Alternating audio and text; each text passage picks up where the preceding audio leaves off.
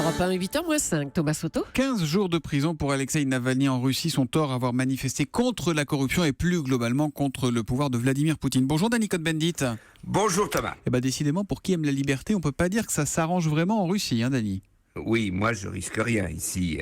Bon, alors c'est vrai Thomas, personne en tout cas hors du Russie s'est attendu à une telle mobilisation pour protester contre la corruption. Des jeunes, des très jeunes, sont descendus dans la rue non seulement à Moscou, mais dans plus de 80 villes jusqu'au fin fond de la Sibérie. Surpris, le régime poutinien, qui avait refusé la plupart des autorisations à manifester, tente l'intimidation par arrestation et une série de condamnations en flagrant délit. Visiblement, Alexeï Navalny semble avoir trouvé les codes pour mobiliser la jeunesse, comme le dit le correspondant de Libération à Moscou. Eh bien, le régime de Poutine a montré sa face autoritaire et adémocratique. Alors, on s'interroge un peu sur ce Navalny. On ne le connaît pas bien ici en France. Il y a quelques écrits qu'on retrouve où on voit qu'il est connu pour avoir fréquenté un temps les milieux nationalistes et xénophobes. C'est qui exactement Navalny ?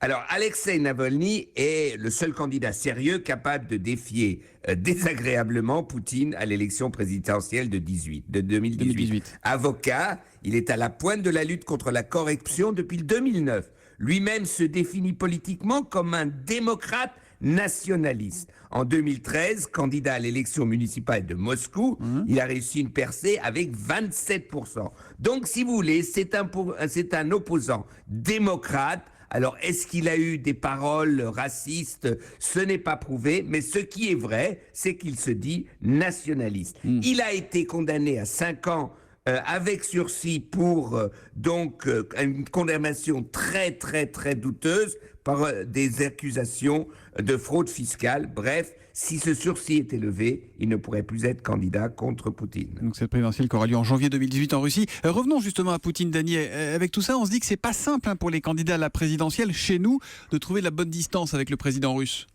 Alors, sans vouloir faire de la politique en France, j'avoue que la poignée de main Poutine-Marine Le Pen, un jour avant les manifestations et les arrestations, est particulièrement ridicule aujourd'hui. Parce que s'exposer avec un homme politique et être content d'avoir été reçu par un homme politique qui est le contraire de ce qu'on imagine être la démocratie et la liberté pendant une élection présidentielle, c'est s'afficher avec quelqu'un où une démocrate ou un démocrate ne devrait pas s'afficher. Et que tous ceux qui prônent un rapprochement avec Poutine devraient réfléchir à 2 ou 3 fois, car c'est un rapprochement avec un dictateur. Alors, discuter, négocier, on est obligé avec la Russie, mais se rapprocher de Poutine ou faire des affaires avec l'entourage de Poutine, ça, ce n'est pas bien, pour le dire d'une manière très gentille. L'humeur de Dany, toujours très gentil, mais toujours ferme, toujours, tous les matins. Moi, je n'agresse personne. Avant 8h sur Europe 1. À demain, Dany. À demain, Thomas. Ciao. Ciao.